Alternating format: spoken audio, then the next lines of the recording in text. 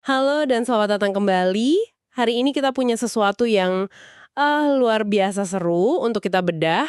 Ini datang langsung dari tumpukan artikel yang Anda kirimkan ke kami tentang kemenangan dramatis Tim Nasional Futsal Indonesia 5-3 atas Kirgistan di Piala Asia Futsal 2026. Misi kita bukan cuma menceritakan ulang apa yang terjadi, tapi kita akan kupas tuntas cerita di balik skor itu.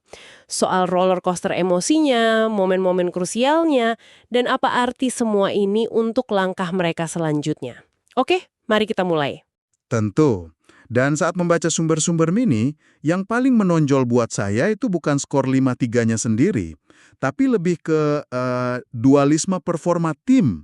Di satu sisi, ini kemenangan psikologis yang luar biasa, bukti ketangguhan mental yang solid. Tapi di sisi lain, kemenangan ini juga menyoroti beberapa celah taktikal yang cukup mengkhawatirkan. Jadi kita akan lihat bagaimana dua hal yang kelihatannya kontradiktif ini bisa terjadi dalam satu pertandingan yang sama. Menarik sekali. Oke, mari kita langsung ke babak pertama. Sejak peluit dibunyikan, sumber Anda menggambarkan tempo permainan yang sangat tinggi. Kedua tim langsung jual beli serangan gitu kan. Tapi justru bagian ini nih yang bikin saya nahan napas pas bacanya. Baru 6 menit berjalan, main di kandang sendiri dan tiba-tiba gawang kita kebobolan. Itu pasti pukulan psikologis yang berat. Pukulan yang sangat telat, gol itu dicetak oleh Mahmadaminov Shohruk. Artikel-artikel itu merinci gimana tembakannya sebenarnya tidak terlalu keras, tapi kiper kita, Ahmad Habibie, gagal mengamankan bola dengan sempurna. Bolanya lepas. Masuk ke gawang. Betul. Tiba-tiba Indonesia tertinggal 1-0. Bayangkan tekanannya, tuan rumah, ekspektasi tinggi, dan Anda langsung tertinggal. Nah, disinilah ceritanya mulai menarik. Biasanya tim akan sedikit goyah setelah kebobolan seperti itu. Tapi Indonesia tidak.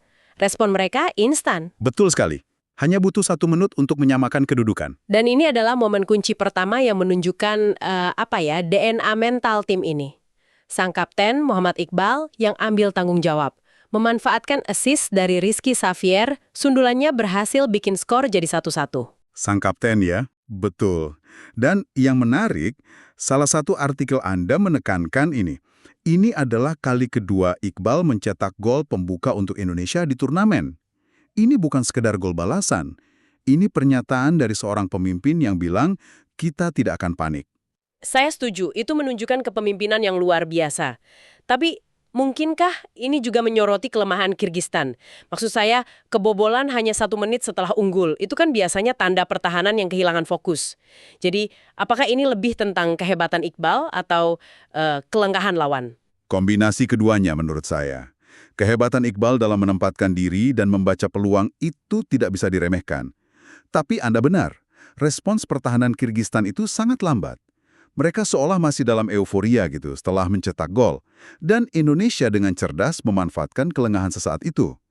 Ini menunjukkan Indonesia sangat jeli menghukum kesalahan lawan sekecil apapun. Oke, drama berlanjut dan teknologi ikut ambil bagian. Titik balik di babak pertama datang dari tendangan penalti untuk Indonesia. Saya baca kronologinya, wasit sampai harus melihat VAR ya. Betul. Berawal dari tendangan bebas Samuel Eko, Oh, oke. bolanya mengenai tangan pemain Kirgistan Amanbaev. Awalnya wasit ragu, tapi setelah meninjau VAR, keputusannya tegas, penalti. Nah, disinilah tekanan berpindah ke pundak eksekutor, Firman Ardiansyah. Dan dia sukses ya. Dia dingin sekali kepalanya. Tanpa ragu, bola langsung masuk. Menit ke-12, Indonesia berbalik unggul 2-1. Jadi VAR memberi Indonesia penalti yang terasa seperti keuntungan besar. Tapi saya baca di salah satu artikel, teknologi ini hampir saja berbalik merugikan mereka tak lama setelah itu. Apa yang sebenarnya terjadi di sana? Nah, ini momen di mana Indonesia benar-benar lolos dari lubang jarum. Kirgistan mengajukan protes dan meminta tinjauan VAR. Mereka mengklaim Wendy Bryan melakukan pelanggaran sebagai orang terakhir. Potensi kartu merah? Persis. Potensi kartu merah. Jika wasit setuju, Indonesia harus bermain dengan 4 orang. Itu bisa mengubah total jalannya pertandingan. Wah, bahaya sekali. Tapi setelah melihat tayangan ulang, wasit memutuskan itu bukan pelanggaran. Indonesia bisa bernafas lega dan tetap main dengan kekuatan penuh. Oke, babak pertama ditutup dengan skor 2-1. Tapi kalau melihat catatan di sumber Anda, seharusnya bisa lebih dari itu kan? Indonesia membuang banyak sekali peluang emas. Banyak sekali. Ada momen Yogi Saputra yang tinggal 1-1 dengan kiper, dan yang paling bikin geleng-geleng kepala, sontekan Firman Ardiansyah dari jarak 1 meter di depan gawang malah melambung. Dan ini mungkin yang membuat pelatih Hector Souto pusing kepala. Di salah satu artikel yang Anda kirim, dia menyoroti bagaimana timnya terlalu sering kehilangan bola dan kurang klinis di depan gawang. Momen-momen seperti ini adalah buktinya. Benar juga.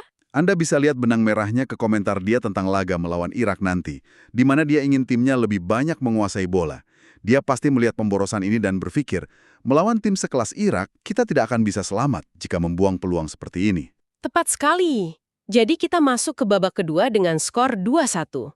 Indonesia unggul tapi rasanya sangat rapuh setelah membuang begitu banyak peluang. Pertanyaannya, apakah mereka akan membayar harga untuk pemborosan itu atau justru mereka akan keluar dan mengunci pertandingan? Ternyata, awalnya mereka melakukan yang kedua. Menit ke-26, Rio Pangestu mencetak gol, skor jadi 3-1. Saat itu saya pikir pertandingan sudah selesai. Kita semua berpikir begitu. Keunggulan 2 gol di kandang sendiri, momentum ada di pihak mereka. Tapi disinilah plot twist terbesar terjadi. Oh ya? Kirgistan membuktikan bahwa mereka bukan tim yang mudah menyerah. Keunggulan Yaman 3-1 itu ternyata hanya ilusi. Ilusi yang bertahan kurang dari 2 menit. Iya, ini bagian yang paling gila dari pertandingan. Kirgistan membalas dengan sangat-sangat cepat. Brutal, lebih tepatnya. 1 menit setelah gol Rio, Mahmad Aminov mencetak gol keduanya. Skor 3-2. Cepat sekali. Belum sempat para pemain Indonesia menata ulang barisan, Reza Gunawan melakukan pelanggaran di kotak penalti. Penalti untuk Kirgistan? Hadiah penalti untuk Kirgistan. Alimov maksat maju, dan gol. Tiba-tiba, dari 3-1, menjadi 3-3. betul, dalam rentang waktu sekitar 2 menit saja. Keunggulan 2 gol itu lenyap begitu saja. Coba kita berhenti sejenak di sini. Bayangkan atmosfer di stadion saat itu. Dari euforia memimpin 3-1, menjadi sunyi senyap dalam sekejap. Di titik inilah banyak tim bisa hancur. Ini momen paling krusial dalam pertandingan itu. Kehilangan keunggulan seperti itu bisa meruntuhkan mental tim manapun. Persis. Ini adalah ujian mental yang sesungguhnya. Dan disinilah kita melihat lagi karakter tim ini. Mereka tidak runtuh. Mereka tidak panik dan bermain bertahan untuk sekedar mengamankan 1 poin. Sebaliknya, mereka merespon dengan cara yang sama seperti di babak pertama. Menyerang balik. Langsung menyerang lagi. Dan hanya 2 menit setelah skor imbang, gol kemenangan itu datang. Dari Ardiansyah Nur. Salah satu artikel Anda menyebutkan pergerakannya sangat cepat, diakhiri tendangan keras yang tak bisa dihentikan. Skor 4-3.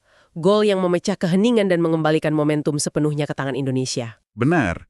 Gol itu bukan hanya mengembalikan keunggulan, tapi juga mematahkan momentum kebangkitan Kirgistan. Dan ada detail menarik tentang Ardiansyah Nur atau Anca panggilannya.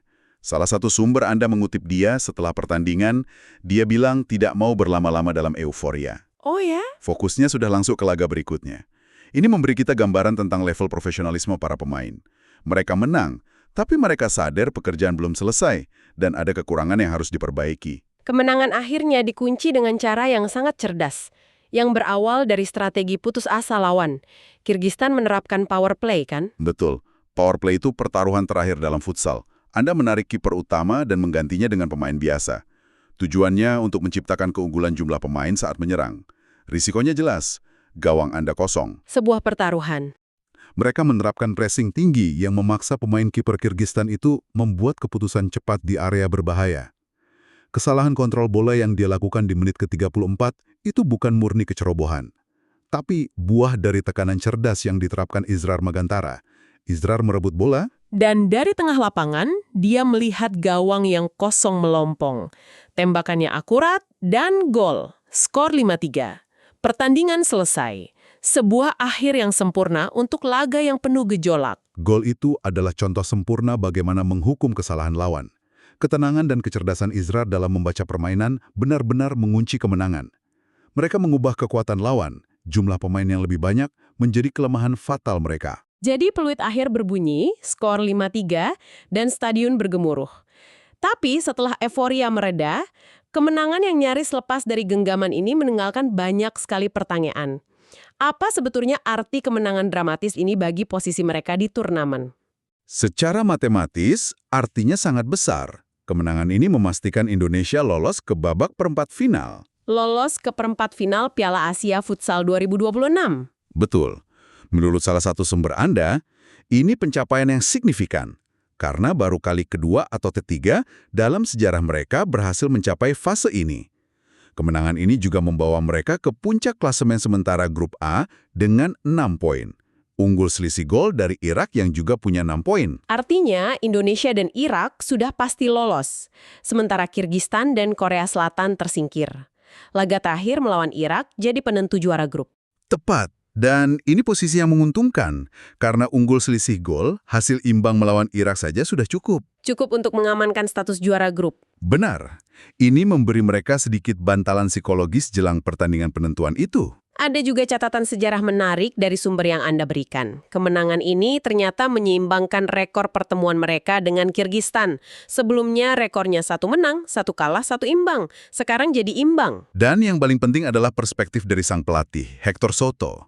Sumber Anda mengutipnya, dia mengapresiasi kerja keras pemain, tapi nadanya sudah sangat waspada menatap laga melawan Irak. Dia menyebut laga itu akan sangat rumit. Analisisnya tajam. Kenapa rumit? Dia menyebut Irak punya pemain dengan kemampuan individu yang hebat dan piawai dalam duel 1 lawan 1. Ini yang nyim dengan observasi kita di babak pertama tadi ya. Rencananya untuk menghadapi Irak sangat terkait dengan masalah yang terlihat saat melawan Kirgistan. Tepat sekali. Soto secara eksplisit mengatakan strateginya adalah mencoba lebih banyak menguasai bola. Dia merasa timnya terlalu sering kehilangan bola dan bermain terlalu vertikal saat melawan Kirgistan. Terlalu terburu-buru mungkin ya? Mungkin begitu. Melawan pemain Irak yang jago 1 lawan 1, kehilangan bola di area berbahaya bisa berakibat fatal. Dia ingin timnya membuat Irak menderita dalam pertahanan. Yang artinya, Indonesia harus mendikte tempo, bukan terbawa arus permainan reaktif. Jadi, kesimpulannya ini kemenangan yang luar biasa penting. Tiket perempat final sudah di tangan dan nasib juara grup ada di tangan mereka sendiri. Tapi kemenangan 5-3 ini juga menjadi semacam alarm pengingat bahwa ketangguhan mental saja tidak akan cukup untuk melaju lebih jauh. Itu poin kuncinya. Pelajaran utama dari laga ini bukan hanya tentang kemenangan taktis, tapi kemenangan psikologis yang menutupi kerapuhan taktis. Mereka membuktikan punya hati dan mental baja untuk bangkit dari situasi sulit. Tapi pertanyaan besarnya adalah, bisakah mereka tidak menempatkan diri mereka dalam situasi sulit itu sejak awal? Nah, Ketahanan mental seperti ini adalah aset, tapi seharusnya menjadi jaring pengaman, bukan strategi utama. tepat. Dan ini membawa kita ke sebuah pertanyaan untuk Anda renungkan lebih lanjut. Kita sudah melihat dua sisi dari timnas Indonesia dalam satu laga. Tim yang reaktif, emosional, dan mengandalkan serangan balik mematikan. Tapi juga tim yang bisa rapuh dan kehilangan kendali. Betul. Saat Anda menantikan pertandingan penentuan melawan Irak yang lebih teknis, coba pikirkan, manakah wajah Indonesia yang sejati?